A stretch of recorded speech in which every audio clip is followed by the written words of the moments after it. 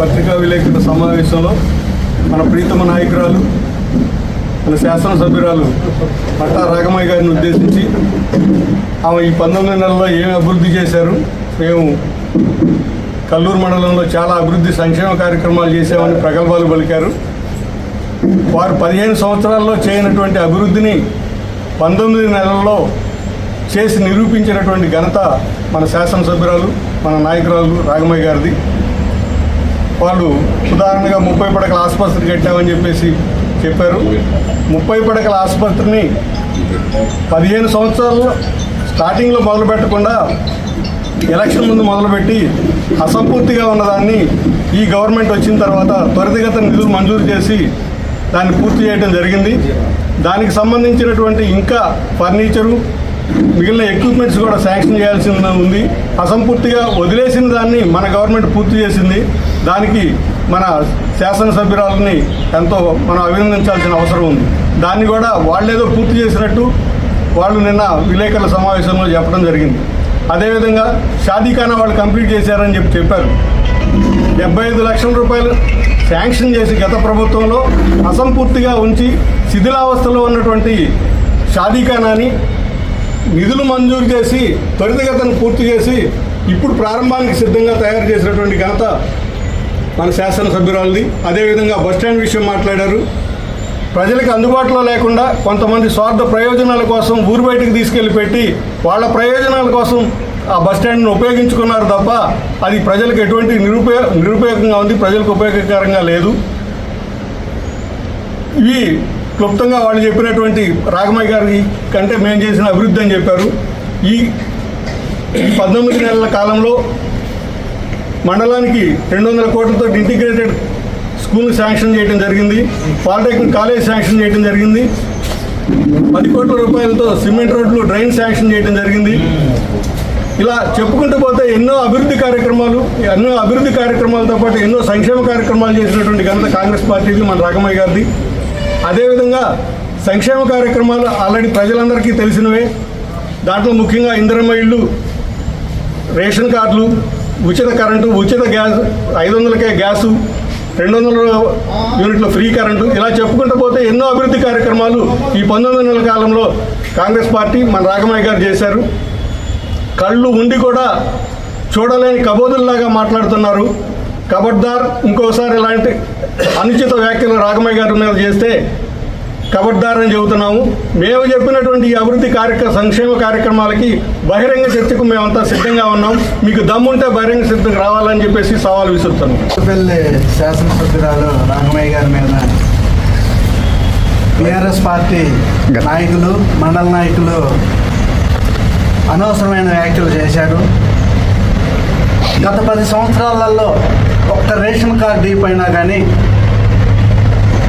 రేవంత్ రెడ్డి గారి నాయకత్వంలో ఈరోజు ఇంటింటికి అవసరమైన వాళ్ళకందరికీ రేషన్ కార్డు ఇవ్వడం జరుగుతుంది.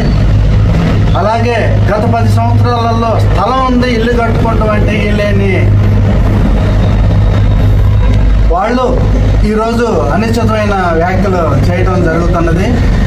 ప్రతి ఊరిలో మన నియోజకవర్గానికి 3500 ఇళ్ళు ఆల్రెడీ శాంక్షన్ అయినాయి. మళ్ళీ 1500 ఇళ్ళు కూడా శాంక్షన్ చేయడం జరిగింది. వాళ్ళు ఏవి చూసి వాళ్ళు ఏం మాట్లాడుతున్నారో వాళ్ళకే అర్థం కావట్లేదు. వాళ్ళకి అవుపట్టలేదా ఇళ్ళు వచ్చింది? అలాగే రైతు బోనస్ వాళ్ళు ఇచ్చారు. రైతుకి రైతు వరకు ఉపయోగపడుతుంది. అది కౌలు చేసే రైతులకి వాళ్ళు గత 10 సంవత్సరాల్లో కౌలు చేసిన రైతులను వాళ్ళు వదిలేశారు. కౌలు రైతు కూడా వీళ్ళు రైతు బోనస్ రేవంత్ రెడ్డి గారి ప్రభుత్వం రైతు బోనస్ ఇచ్చి ప్రతి కౌలు రైతులకు కూడా కింటాకి 500 రూపాయలు బోనస్. రైతుకి కౌలు ఇచ్చిన దానిలో 15 బస్తాలకు 20 బస్తాలకు రైతులకి వస్తున్నాయి. అలాగే కౌలు చేసే రైతుకు కూడా బోనస్ వచ్చి కౌలు రైతు కూడా మంచిగా ఉండటం జరిగింది. అది వాళ్ళకి మండల నాయకులకి వాళ్ళ నాయకులకి అవుపట్టం లేదా అభివృద్ధి. అలాగే ప్రతి ఇంట్లో రేషన్ కార్డు ఈరోజు పేరు యాడ్ అయిన వాళ్ళకు కూడా సన్న బియ్యం సన్న బియ్యం ఈరోజు ఇదివరకే రేషన్ బియ్యం వస్తే బయట అమ్ముకునేది 10 రూపాయలకు 5 రూపాయలకు 20 రూపాయలకు ఎవరు అవకాశం వచ్చిన వాళ్ళు అమ్ముకునేవాళ్ళు. ఈరోజు సన్న బియ్యం గవర్నమెంట్ ఇస్తుంటే ఇంట్లో వాళ్ళంతా వాళ్ళు వండుకొని తినటం జరుగుతున్నది. అది కూడా వాళ్ళకి ఆ అభివృద్ధి అనేది వాళ్ళ కళ్ళే అవుపట్టం లేదా. ఎలాంటి అనిశ్చితమైన యాక్టులు చేయొద్దని చెప్పి మళ్ళొకసారి వాళ్ళు హెచ్చరించుతూ జరిగింది. ఖమ్మం జిల్లా నాయకుల మీద అడ్డుకోలుగా ఖమ్మం నుంచి అడ్డుకోలుగా ఆయన కేటీఆర్ ఒక నాయకుడిగా కాకుండా చిన్న కార్యకర్త చిన్న చిన్న మాటలు అతను నోటి నుంచి రావటంలో అసభ్యకరంగా అనుచితంగా అది నోటి నుంచి వచ్చిన మాటలకు మేము సమాధానంగా అతన్ని దీనికి వాళ్ళు దానికి అంటే దాన్ని ఖండించకుండా ఊరుకుంటే అతను చేసిన తప్పుడు పనులని కరెక్ట్ అని మీరు అన్నట్టు ఊహించినట్టే కదా. అది కరెక్ట్ అని మీరు అన్నట్టు దాన్ని మీరు సమర్థిస్తున్నట్టుగా మేము చేసిన పనికి. తదుపరి ఇప్పుడు ఎమ్మెల్యే గారు ఏం చేశారో, ఈ హాస్పిటల్ అనేది ఇప్పుడు కాదమ్మా, ఎప్పుడో 30 సంవత్సరాల కింద తుమ్మల నాగేశ్వర గారి ఆయన హయాంలో శాంక్షన్ అయింది, ఇప్పుడు కాదు. ఇదివరకే తగ్గిపోయిన హాస్పిటల్ అనేది ఆయన హయాంలో అయింది. తర్వాత గవర్నమెంట్ రావటం పోవటం రకరకాలుగా జరిగింది, కానీ ఆ టైంలో అయిందని తను ఇప్పుడు ఎమ్మెల్యే ఇచ్చారనేది ప్రమాణం కాదు, కరెక్ట్ కాదు. అది దాన్ని ఏం చేయలేకపోతే మొత్తం మన ప్రభుత్వం వచ్చిన తర్వాతనే దాన్ని పూర్తిగా కంప్లీట్ చేసి ఒక దశగా తీసుకొచ్చిన ఘనత అది మన కాంగ్రెస్ ప్రభుత్వానికి దక్కుతుంది. తర్వాత ఇప్పుడు మన ఫ్రెండ్స్ చెప్పినట్టుగా ఇన్ని ఇందిరమ్మ ఇల్లు రాష్ట్రంలో ఎక్కడైనా ఇచ్చారు. అప్పుడు ఏ పద్ధతిలో కడుతున్నారు అనేది ఎమ్మెల్యే గారి స్వయంగా ఇంటింటికి తిరిగి దాని డెవలప్మెంట్ ఏంటి, అక్కడ కష్ట సుఖాలు ఏముందని ప్రతి ఇంటికి తిరిగిన ఆడమంచండి. అటువంటి నిస్వార్థంగా ప్రజలకు సేవ చేసే మనిషిని లేనిపోని అన్ని ఏం చేయలేదంటే వాళ్ళు దౌర్భాగ్యం. అది వాళ్ళ దౌర్భాగ్యం నిదర్శనం చెప్తే అంతకంటే చేయడం లేదు. ఇప్పుడు చెప్పారు, రెడ్డి గారు చెప్పారు, మరి ఈ ధాన్యం ఏ పద్ధతిలో చేశారు, ఏ పద్ధతిలో బియ్యం వేస్తున్నారు, దానికి ఎంతగా మన తుమ్మల నాగేశ్వర గారు ఏ పద్ధతిలో ఆయన పెట్టుకొని కూర్చొని ఇవన్నీ ఏమీ లేవంటాం. వాళ్ళ అజ్ఞానానికి నిదర్శనం. తర్వాత ఇంకొకటి షాదీకారం అన్నారు. షాదీకారం అంటే వాళ్ళు 10% కూడా చేయలేదండి వాళ్ళ హయాంలో. Not even 10%. మొత్తం 80 లక్షలు కూడా 70 లక్షలు శాంక్షన్ చేసి మొత్తం ఒక రూపానికి తీసుకొచ్చింది మన ఎమ్మెల్యే గారు.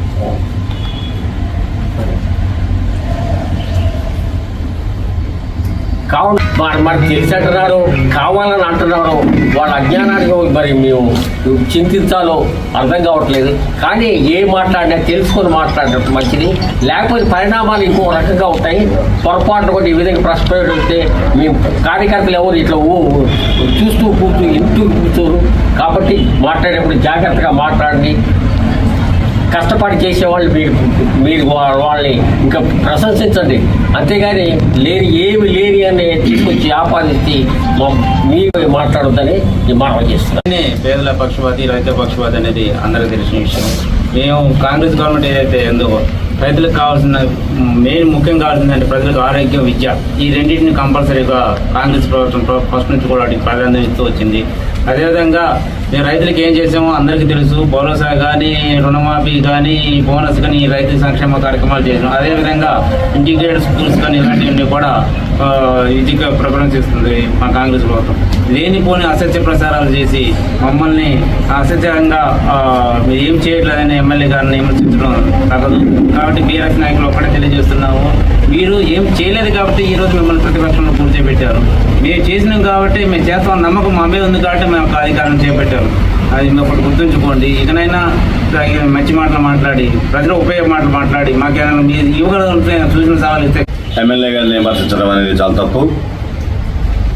ఎమ్మెల్యే గారు గత 19 నెలల్లో లేని అభివృద్ధులు తీసుకొచ్చి అనేక గ్రామాలలో అన్ని మండలాల్లో అన్ని గ్రామాలలో కూడా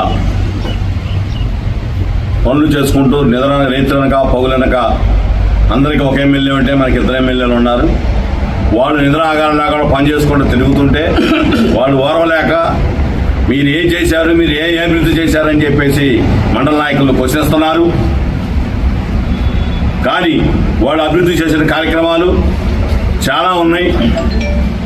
మండలంలో గ్రామాలలో లేని వాళ్ళకి, పేదవాళ్ళకి ఇంధనం ఇళ్ళు తీసుకొచ్చి ఎలా కడుతున్నారు, ఎట్లా కడుతున్నారు అని చెప్పి దాన్ని పరిశీలన చూసుకుంటూ వాళ్ళు పేదలకు ఇంకా ఇల్లు ఇప్పించాలని వాళ్ళు నిద్ర ఆగారం లేకుండా తిరుగుకుంటా వాళ్ళకి రేషన్ బియ్యం కూడా, రేషన్ కార్డులు కూడా పేదవాళ్ళకి ఎవరున్నారో చూసి ఇంకా వాళ్ళు రేషన్ కార్డులు కూడా ఇప్పించుకుంటా వాళ్ళకి వచ్చిన కార్డులు కూడా సన్నబియ్యం ఇచ్చుకుంటా గత ప్రభుత్వంలో మీరు బియ్యం విచ్చలవిడిగా దళారులు దోసుకొని పోయారు.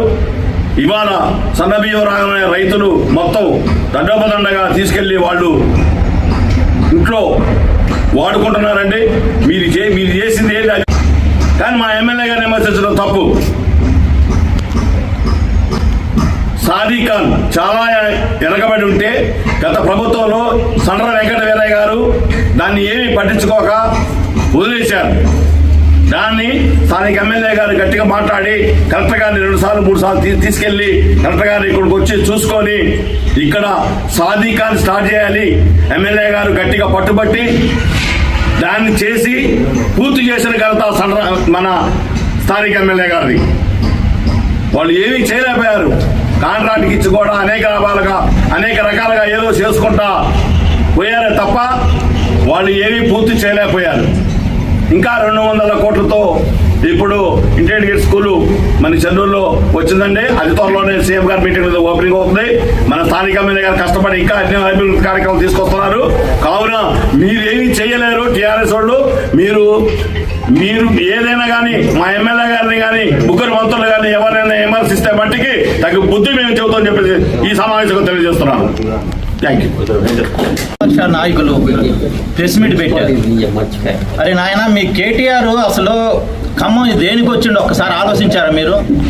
ఎప్పుడో 2 నెలల క్రితం జరిగిపోతే మీ బీఆర్ఎస్ శాసనసభ్యుడు ఆయన ఏ డ్రగ్స్ ముఠాలో ఉన్నారో, ఏ లెక్కర్ ముఠాలో ఉన్నారో మొన్న తెలుసుకొని 2 నెలల తర్వాత మొన్న ఖమ్మం వచ్చి అనుచిత వ్యాఖ్యలు చేసిండు.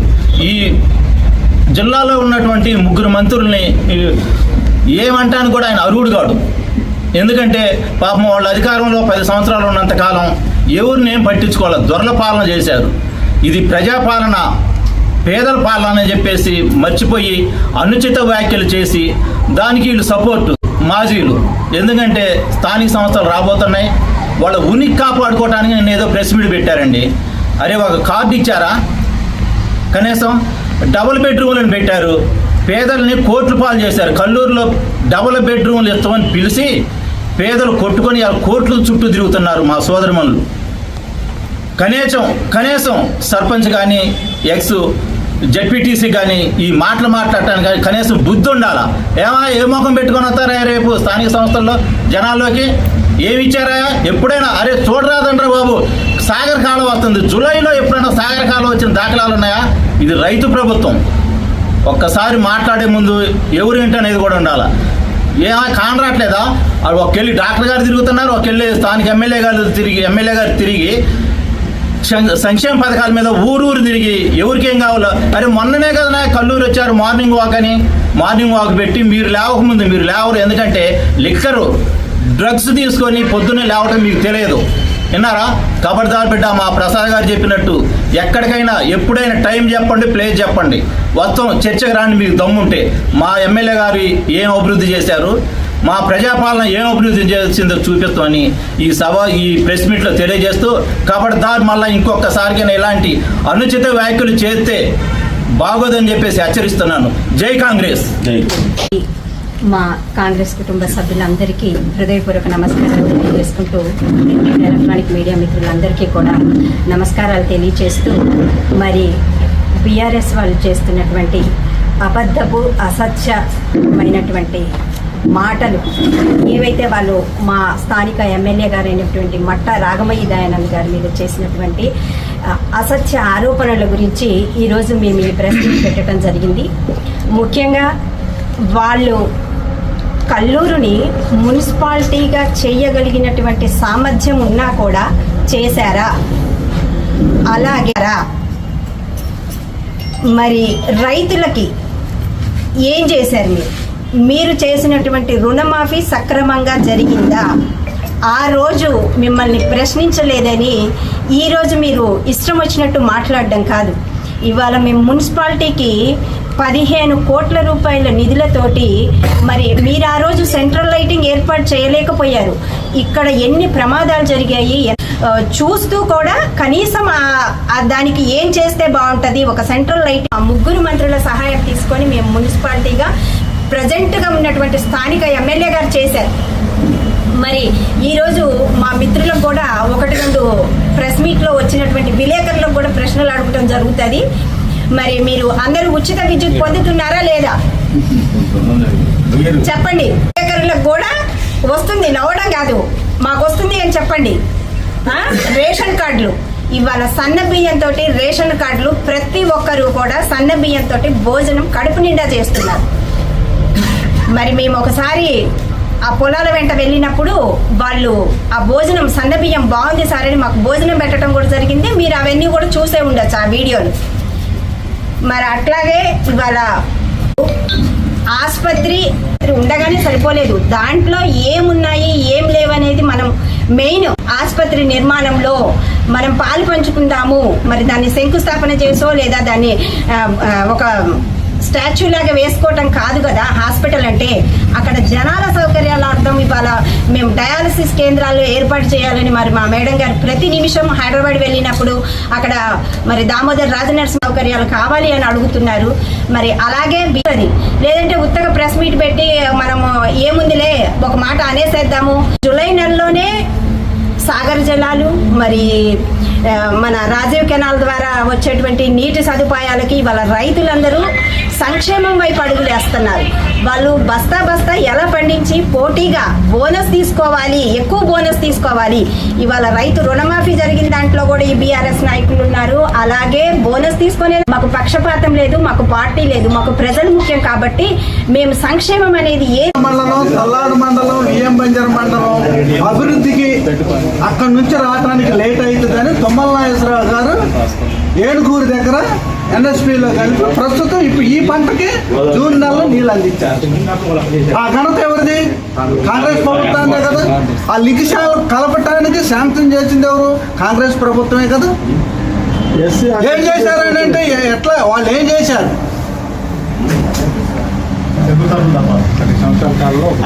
కనీసం దాన్ని కుంటు పెట్టారు. ఈ మధ్య కాలంలో ఒక్క లాంగ్ నుంచి టర్నల్ చేయకుండా కాంట్రాక్టర్ డబ్బులు ఇవ్వకుండా ఆఫ్ చేస్తే ఆ టర్నల్ తుమ్మల నాగేశ్వరరావు గారు పదే గవర్నమెంట్లో పెట్టి మాట్లాడి ఆ టర్నల్ పూర్తి చేసి ఈరోజు గోదావరి నీళ్ళు సాగర్ కాలంలో కలిపారు. అది వారి ఘనతే కదా. గవర్నమెంట్ హాస్పిటల్ కూడా శాంక్షన్ చేశారు, మొదలు పెట్టారు. వాడికి నిధులు ఇవ్వకపోతే కాంట్రాక్టర్ పారిపోతే ఎమ్మెల్యే మేడం గారు మంత్రి గారి దగ్గర పోయి తుమ్మల నాగేశ్వరరావు గారి దగ్గరికి, బట్టి గారి దగ్గరికి, ముఖ్యమంత్రి గారి దగ్గర పోయి అతనికి పాత డబ్బులు శాంక్షన్ చేపించి అతనికి ఇచ్చి మళ్ళీ కొత్తది పని మొదలు పెట్టించి ఇవాళ పూర్తి చేయించి దాంట్లో కావాల్సిన ఎక్విప్మెంట్ కూడా శాంక్షన్ చేసి ఈరోజు తీసుకురావడానికి వాళ్ళు కూడుకున్నారు.